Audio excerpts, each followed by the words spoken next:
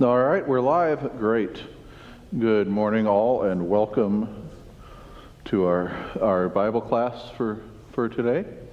Again, we're continuing to look at the hard words of Jesus, and this week we're looking at Mark 9, 42 to 50, where Jesus says, "Cut off your hand to keep from sinning." Seems a little harsh, huh? So, all right. Could someone read this for us, please? Whoever causes one of these little ones who believe in me to sin, it would be better for him if a great millstone were hung around his neck and he were thrown into the sea. And if your hand causes you to sin, cut it off. It is better for you to enter life crippled than with two hands and go to hell, to the unquenchable fire. Nope. Dramatic pause. Dramatic pause, yeah. Oh, there. Oh, yeah, okay. Go. And if your foot causes you to sin, cut it off. It is better for you to enter life lame than with 2 feet to be thrown into hell. And if your eye causes you to sin, tear it out. It is better for you to enter the kingdom of God with one eye than with 2 eyes to be thrown into hell, where their worm does not die and the fire is not quenched, for everyone will be salted with fire. Salt is good, but if the salt has lost its saltiness, how will you make it salty again? Have salt in yourselves and be at peace with one another. All right. So, how serious can sin really be? Any reactions to that passage? I mean, and especially the cut off your hand or cut off your foot parts, but.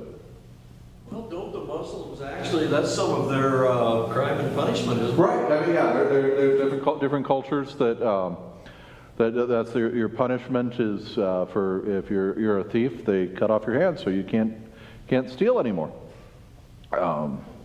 Punishment for various things is to lose a body part for that. So that's pretty serious, huh? Either don't do it or you get really good at not being caught. Any other thoughts? I always thought whoever causes one of these little ones. Yes. I always thought that was children. It's not. It's just new believers or people. I think we could take it in both senses. Yeah, that little ones.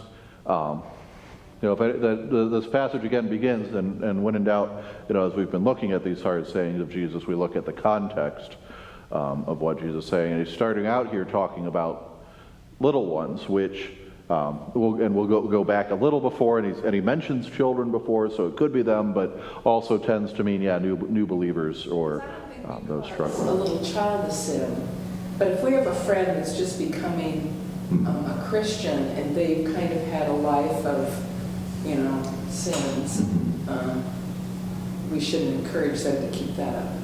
Right, and I think we'll get into that, but that's one of the ways that we can understand that is, and one of the ways that Paul kind of deals with it, like when he's talking with the Corinthians about the new believers and especially the food sacrificed to idols. I'll use that with like college students and drinking, for example, kind of make that analogy of you have the Christian freedom to drink. The government says you're supposed to be 21 before you drink, so you should probably wait and recognize you'll get in trouble and you're breaking the law if you don't. But if you're around people who don't drink, you can either you in Christian freedom drink, or to make sure they don't stumble, and so then you have. And if you're, around an alcoholic, you don't keep offering them drinks, and you probably don't take them to places where bars, right? Yeah, no, you're gonna find a different spot to hang out with them, where you're not leading them into temptation. That sort of thing. So just like the food sacrifice to idols, in your Christian freedom, it doesn't mean anything, and it's the only way you get meat, and you like a good barbecue, so you can eat the food sacrificed to idols. But if it makes someone else think that idols are still real, then maybe don't do it around them, or at least don't do it around them, and maybe out of Christian love, refrain from doing that so they don't stumble. But right, yeah. So that's some of how we'd understand how things go on here too. Children do as they see, Right. so you have to tell them to do things that are wrong.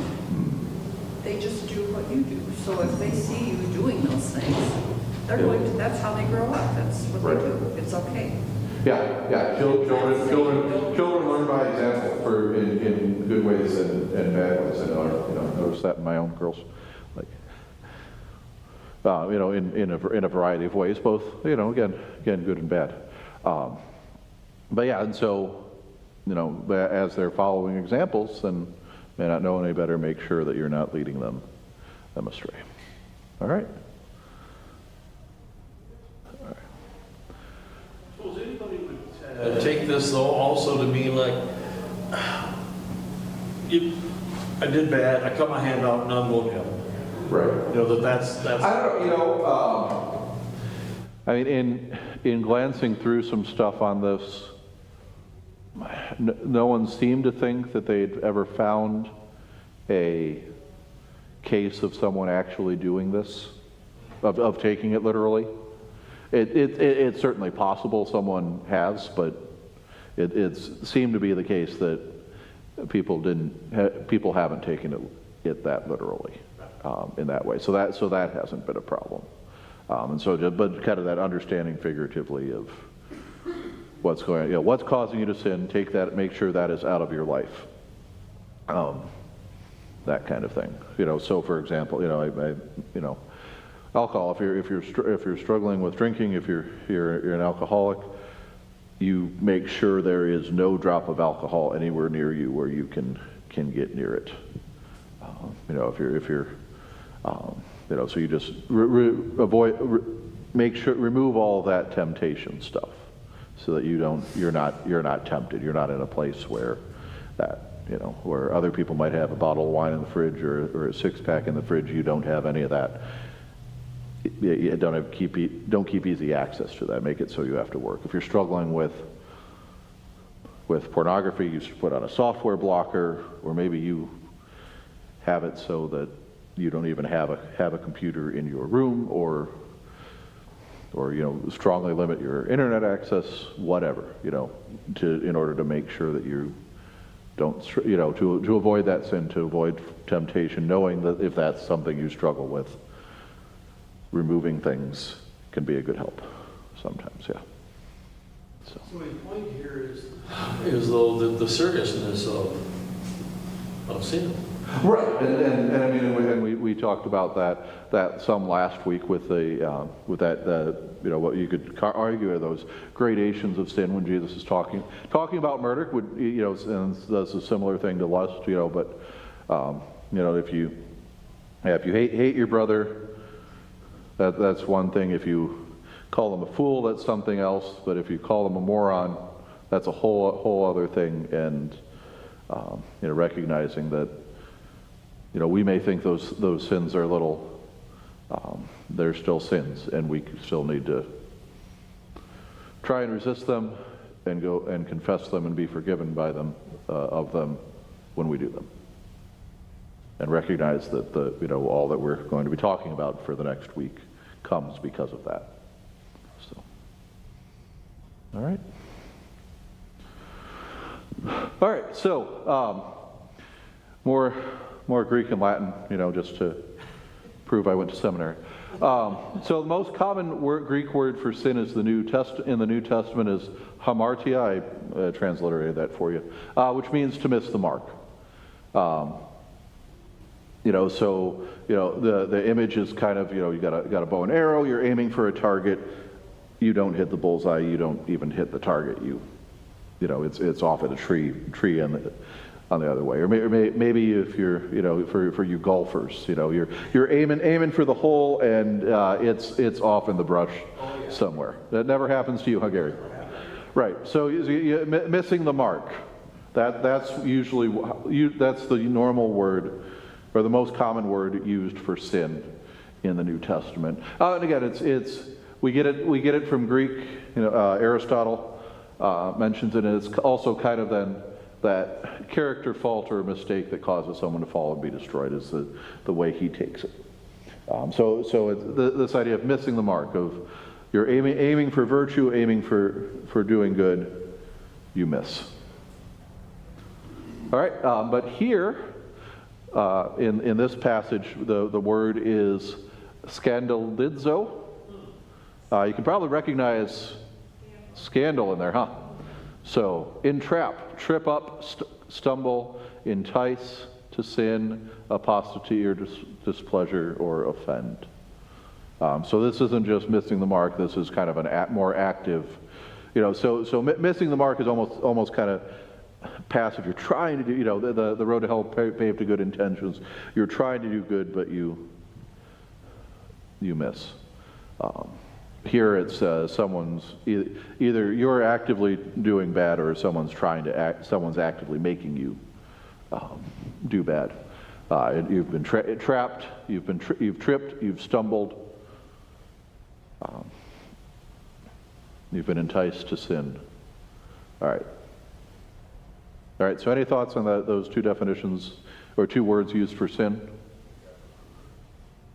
Definitely different. This one way more on the mark for me. Yeah. From what I think of. Okay. Yep. That one almost leaves room to blame somebody else. A little bit of that. Yeah. We had freezing rain. There's ice on the sidewalk. I slipped. Not my fault. You can kind of use that shift of blame that way. But I think that's also part of what Jesus is going for, about shifting the blame, making sure people can't shift the blame onto you as much as possible. All right. Also recognizing as Jesus is teaching, he's sometimes doing so through overstatement and hyperbole in order to make his point. I mean, we see that in some of these. Some of the other parables as well. But sometimes if Jesus was just flat out teaching, then it'll bounce off people. But if he's overstating it, at least gets people to think about it and then adjust downwards. So it's part of Jesus' teaching technique. All right. And so then, what do we do when we respond to sin? Well, we respond to sin. Well, in Hebrews, we're told, exhort one another every day, as long as it is called today, that none of you may be hardened by the deceitfulness of sin. So there's that community aspect, that idea of, well, how do we avoid sin? Well, we keep encouraging each other not to sin. So someone. You see someone else struggling, how can I help you? Or James, and this kind of goes along with that, seriousness of sin thing that we talked about last week too. James tells each person is tempted, is lured and enticed by his own desire. So that kind of, again, goes to that scandal word. Then desire, when it is conceived, gives birth to sin, and sin, when it is fully grown, brings forth death. So start with a desire. Start with something that could be good, and it gets twisted and moved, and then that leads to sin, which leads to death. All right. Yeah. So avoid temptation. Don't get hooked. Man, that worm looks real good. But that's what catches the fish. And so we can look for those things that look real good and miss the hook that's in them. That traps us, that leads us into something else, or little by little by little. All right. And so instead, what we're trying to do, and this is one of the examples Pastor Kennedy uses. He talks about icy sidewalks. How do you don't walk the same way when there's ice on the ground. So how do you walk? Like a penguin. And how do you know how to do that? Because someone told you and you watched someone else do that. So again, how do we avoid missing the mark? How do we avoid getting enticed, drawn into sin? Well, part of it is the positive spin. Follow Christ, follow what he did. So brothers, join in imitating me and keep your eyes on those who walk according to the example you have in us. That's Paul writing in Philippians, again at the end of his ministry. So there's a few different fun memes, things of that. So join me as I imitate Christ. So Christ looks like Aslan. Paul looks like either grown-up Simba or Mufasa. And we're struggle a little more. You know, we're trying to imitate, but we don't quite get there. Or Spider-Man. Same thing, you know. Full costume, homemade costume, really homemade costume. So imitate me as I imitate Christ. So we're trying to imitate Paul. We're trying to imitate Christ, but we're going to miss the mark. But that's why Jesus died on the cross and forgives us. All right. And again, the problem, all sin deserves punishment. We don't just get to excuse the little sins. You know, so at what point does our hand, you know, if we're listening to Christ, at what point does cutting our hand off, you know, at what point does our hand cause us to sin? Is it, you know, and that has long-reaching consequences if we did that. So again, some of it's, and we talked about this last week too, but always a good reminder, good review. You know, how is the law supposed to work on us? It works as a curb, a mirror, and a guide. The first use is the curb, natural law and conscience. So last week, you know, as Jesus talked about murder, murder's bad. Murder's a commandment. Most cultures will agree on that, but we'll quibble over what's murder and what's not, kind of thing. But that's natural law. That's our consciences tell us these things are wrong. Let's do it. So, so like curbs on the road. I don't think we do it as often, but when Bessie and Hannah were here, I remember them occasionally helping internationals learn how to drive, and they figured out why curbs exist. Sometimes, or maybe maybe as you were teaching your kids, or as you were learning to drive yourself, you know, you learn why curbs exist. I sometimes use the example of, you know, bumpers and bumper bowling, you know, so you don't have the gutters to get into. Keeps you on the alley. So that's curb. That's the first use. That's the natural law. Second use is the mirror that shows us our sin.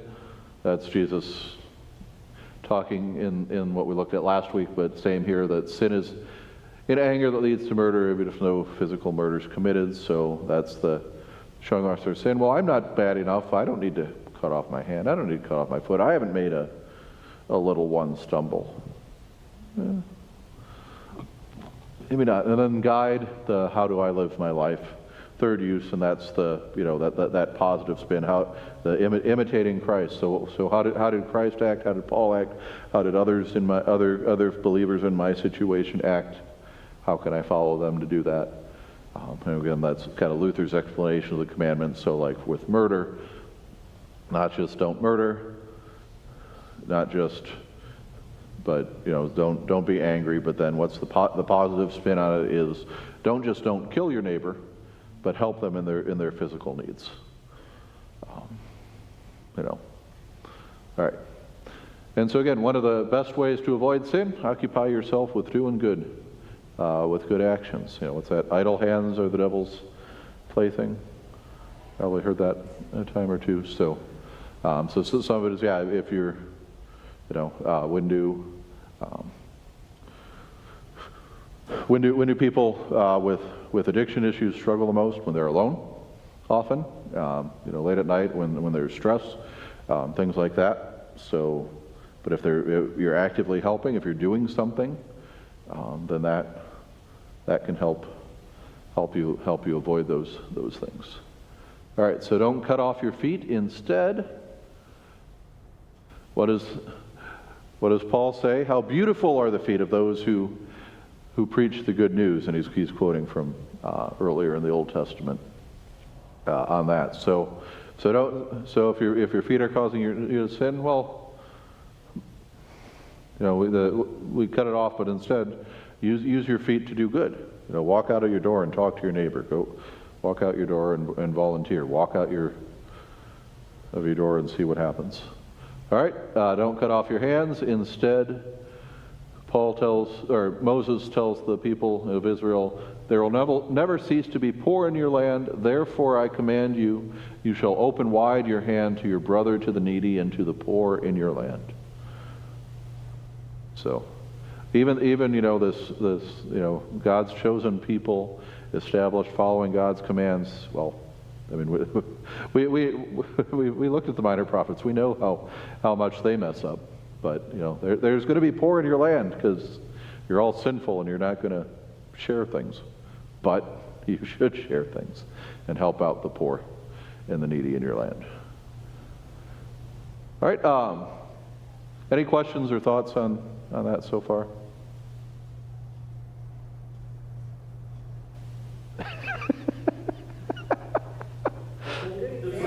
A whole different direction with that exact thought is that we do donate as a church to 2 or 3 or 4 organizations in town that deal with the homeless and the needy and all that.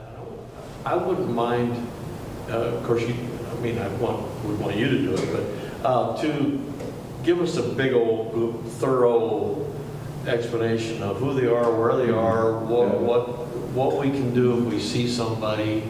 Yeah, no, that's a good idea. So I'll have to see. I know every so often we get people from some of those groups wanting to share things. But yeah, no, that's a good idea. Yeah. So I mean, and that's one of those mixed things that yes, we as a church donate to Good Neighbor that helps people in need, to the Bridge Home, which is the local homeless shelter, to Home for a While that helps people, gives them 3 months temporary housing in order to kind of get back on their feet. And then we'll collect things for like the food pantry at Bethesda and other things like that. But yeah, but also though that's one of the challenges. Sometimes it's real easy to say, oh, we give money, that's enough, and not go in and volunteer at Food at First or anything like that. So no, good thought, Vic Gary. Go next door to your neighbor and see what they're doing. It's easy in Ames. If you live in Denver, Colorado, we had a lot of older people who were really fearful of helping like the hardcore homeless.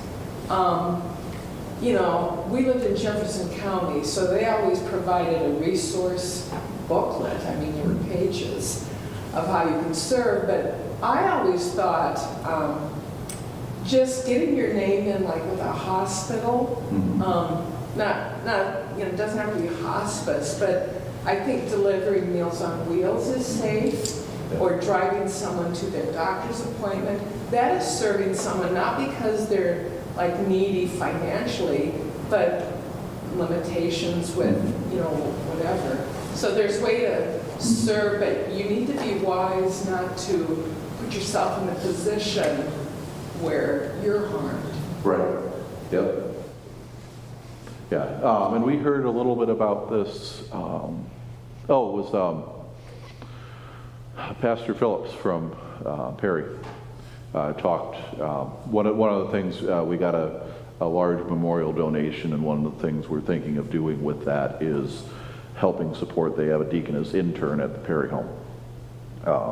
They had an LWML grant that's provided for them for the last couple years, and seeing if we can add on a couple more years with this memorial money. But he came and talked to the board about it, and since he's in the same circuit, we hear about some of this stuff all the time, and they talk. I mean, the Perry Lutheran Home runs the Meals on Wheels for that county, and they talk about how it's giving the meals is one thing, but it's the personal connections, the relationship, these people who may not see someone else that day except for the person who gives them the Meals on Wheels, that loneliness epidemic, that's almost more important. And they're delivering Easter baskets at some point soon. Those kind of things, and recognizing where that is, and recognizing your neighbors, you may not think people are are struggling financially in Ames. You know, we've got low on unemployment. We've got the university and the hospital and the DOT and everything. Everyone's doing great, but you get all these people who come because they hear low unemployment, and then they realize how much rent is and go, you know, because the apartment buildings, well, I could give one family a 4-bedroom apartment, or I can split it up 4 ways and make 4 college students pay me and charge a little more and that kind of thing. So just always that recognition, yeah, but all good reminders of ways we can do good, of ways we can look around and see the needs of our neighbors and do that. All right, one of the examples in the book then is this film. Do anyone remember this? It's good. Yeah, catch me if you can. All right, so Frank Abagnale, played by Leonardo DiCaprio's con man, pretends to be any number of things, including an airline pilot. And Tom Hanks is the, I think, FBI guy, agent who's charged with tracking him down. So he's a con man, but if you remember, sorry, spoiler alert, but the movie's been out for like 20 some years, so 30 years. So it's so he eventually gets caught, but what he finds out is that, so he starts out as a con man, as a check forger. And so when he's finally caught and arrested, Tom Hanks' character comes to him and says, look, I got this forged check, can you tell me about it? And he's able to use this knowledge that he was using for his own gain, but earlier, now goes, well, wait, I can help you, because I know these tricks, so I can tell you about what this guy is doing, how he's doing it, and things like that. And so that switch from active sin to active righteousness, of active trying to help your neighbor, he has a purpose. He has these gifts, he wants to use them. He starts out just using them for himself, and then he's able to use it to help others. Which is actually, probably, in those broad terms, is a fairly common movie plot, or should be. But that recognition that we have gifts, that sin makes us want to use those for only our own needs, but then recognizing how we can use them to save others, or serve others too. All right. It's like Yeah. a story of, There was a hardcore gangbanger in Denver, and then he turned his life around. Well, then the gang unit at the police, they actually could use him to get to these younger kids. Right. But Yeah. it's turning your life Yeah. around before you can help. And then that recognition that because of what he'd done, he can talk to these kids more effectively than some of these other people can, because he knows some of why he joined the gang, why they're tempted to join again. Often community and that kind of thing, and recognizing, use that for good. Okay, yeah. All right, yeah. So again, Christian life is not just one of avoiding sin, but of doing God's work in the world.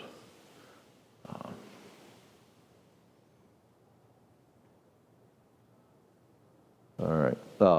Then that's another quote from the book. All who trust in Christ are heaven-bound and are entrusted with bringing his values into this world until we arrive in his eternal kingdom. And so think about, what are those values and how do we bring those into the world? Is that the fruits of the Spirit? Fruits of the Spirit would certainly be a good starting point, good thing to think. And you all remember what those are, right? Self-control. Love, joy, peace, patience, kindness, goodness, faithfulness, gentleness, self-control. Yep. So, bringing those values into the world, living those out, loving your neighbors. All right. Sometimes those small sins, we face them so judgmentally instead of using the fruits of God. Right. Yep.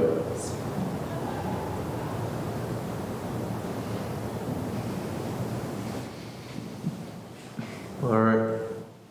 So again, in context beforehand, so when Jesus is telling his disciples about cutting off hand and feet, what's he talking about beforehand? Well, the disciples are being idiots again. Jesus and his disciples came to Capernaum. When he's in the house, he asked them what were they discussing on the way. They were silent, for they'd argued about who was the greatest. And so he sits down and calls the 12, and he says, if anyone would be first, he must be last of all and servant of all. And he took a child, so there's a child right before, so we could make that little one connection there too. He took a child, put him in the midst of them, and taking him in his arms, he said to them, whoever receives one such child in my name receives me, and whoever receives me receives not me, but him who sent me. John said to him, Teacher, we saw someone casting out demons in your name, and we tried to stop him because he was not following us. Jesus said, do not stop him, for no one who does a mighty work in my name will be able soon afterward to speak evil of me. For the one who is not against us is for us.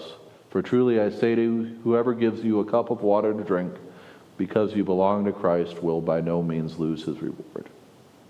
All right, so that's kind of that, the immediate context of what's going on there, and that recognition that, this isn't about who's greatest and the least. This isn't about who has the right labels on them. It's about loving God, loving your neighbor, following that on. All right. Paul in Romans says, we who are strong have an obligation to bear with the failings of the weak and not to please ourselves. So again, I think I kind of mentioned with the food sacrificed to idols bit too. Similar idea that it's going to be easy to focus on other people's sin and not our own, but again, that treating each other with grace and recognizing where we fall, but and working to do good instead. All right, and then 1 Corinthians 8. Now concerning food offered to idols, we know all of us possess knowledge. Knowledge puffs up, but love builds up. If anyone imagines that he knows something, he does not yet know as he ought to know, but if anyone loves God, he's known by God. Therefore, as to the eating of food offered to idols, we know an idol has no real existence, and there is no God but one. For although there may be so-called gods in heaven and on earth, as indeed there are many gods and many lords, yet for us there is one God, the Father, from whom are all things, and for whom we exist, and one Lord Jesus Christ, through whom are all things, and through whom we exist. However, not all possess this knowledge, but some, through former association with idols, eat food as really offered to an idol, and their conscience, being weak, is defiled. Food will not commend us to God. We are no worse off if we do not eat, and no better off if we do. But take care that this right of yours does not somehow become a stumbling block to the weak. For if anyone sees you who have knowledge eating in an idol's temple, will he not be encouraged if his conscience is weak to eat food offered to idols? And so by your knowledge, this weak person has destroyed this brother for whom Christ died. Thus, sinning against your brothers and wounding their conscience when it is weak, you sin against Christ. Therefore, if food makes my brother stumble, I will never eat meat, lest I make my brother stumble. And again, it's probably not Paul's not saying to be a vegetarian, but again, that recognition that pretty often in the ancient world, the way you got meat was the temples were always having all these sacrifices, and so they take the leftovers and give to the poor or sell it somehow. And so if you wanted meat, that's what you did. And recognizing that can be a stumbling block for some, but so take care for the weaker brother. All right. Got a few minutes left, I guess we can. All right, so can you remember a time when you had to watch your step when you went outside? Maybe when you leave here in a couple minutes. But, yeah. Always fun to deal with ice and snow and stuff. All right, Bible warns us to watch our steps spiritually with some rather strong language. How does it strike you to read such strong language from Jesus saying to cut off your hand or foot or tear out your eye? Yeah, pretty drastic. Yep. Yeah. It's that serious, really? Yeah. When are you tempted to dismiss something as a little sin? Nobody knows and nobody got hurt. Back to that first question, in today's world, like you see it in movies and such, where, well, the Bible said an eye for an eye. Yeah. Taking literally. Right. She's in the mood sometimes. So it's not exactly Yeah. that way. Yeah, oh, and what is that in a world of eye for an eye, the one-eyed, or no, it's in the world of the blind, the one-eyed man is king. I think part of how that goes, but also recognizing that eye for an eye it was supposed to limit retribution, because otherwise you just keep getting, well, you did this, well, I'm going to do even more to you, and so on and so on and so on, and so restricting it to eye for an eye is was a bit of mercy.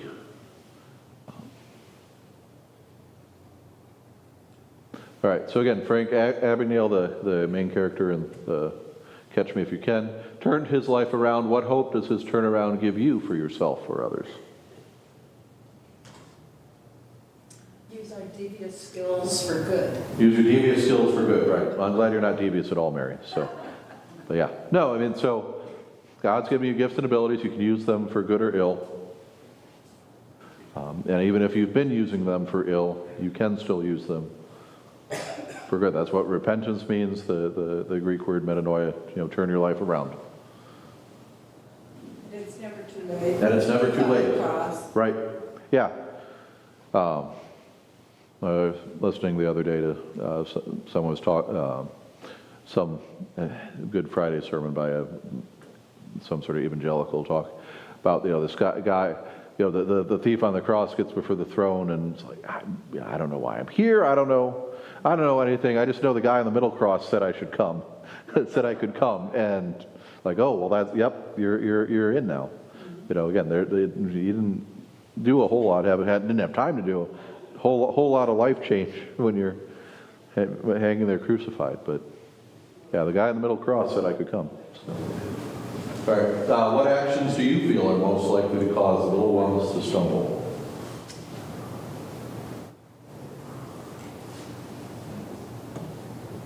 They see you engaging in something that Okay, they yeah. know is wrong.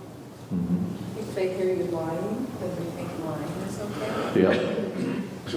It's like the phone rings, tell them I'm not here. Right. Yeah. You're here. Yeah. All those little lies, little things that we don't necessarily think of a whole lot, but Just words you say. yeah. What is a little lie? I don't know. What do you think is a little lie? I think that they're all the same. Okay. Well, except when my mother had dementia, we kept telling Dad, well, tell Mom this. He goes, well, I can't lie to your mother. And I go, well, it's a therapeutic fib. So it was probably Yeah. wrong, but because she was so combative with her Yeah. dementia, it wasn't worth the grief he was going through. Right. It's just like if you're an evil person, it's just like you gave a metaphor about the guy on the cross with Jesus. He said, oh, the middle guy told me to come here. Mm-hmm. That resonates that maybe you don't even know that you're doing something or doing it because you're so used to doing it, the evilness, Yeah, again, that's part of why Jesus is using hyperbole in some of these cases. Recognize, well, wait a minute, what do you mean? I've been doing it my whole life, or everyone else is doing that. Why would that be wrong? And then once you realize that, then it seems like to me I've met, even myself, you get this guilt. Boy, I've been a tough son of a gun. And I didn't even know it. And Yeah. will God forgive me? You go through, phases like that until Yeah. you realize it. Yeah, I mean, well, those are the two biggest lies that Satan will do is either A, you're not sinning and you don't need to be forgiven, or B, you've done so much or that's so bad that you can't be forgiven. And really neither of those are true. Probably a lot of examples right now in every gymnasium where an adult's screaming at the ref and the little kid's sitting right next to Yep. them. Probably a lot of that. Yeah. Maybe the ref had it coming. But still. Right. Yep. Or driving. Yeah. I'm tattling on my daughter or anything, but when she is talking to the car next to her in a negative manner and the 3-year-old's in the back seat. Yep. Look, Gary, Yeah, that you- shows your lap skills. You know? Yes, right, listening. Gary knew what that is.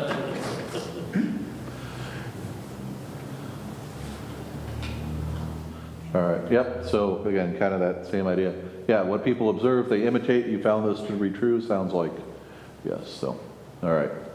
And so maybe as we end, maybe we just reflect on this, you know, what's this week, what's something God honoring you can do with your eyes, your hands, or your feet?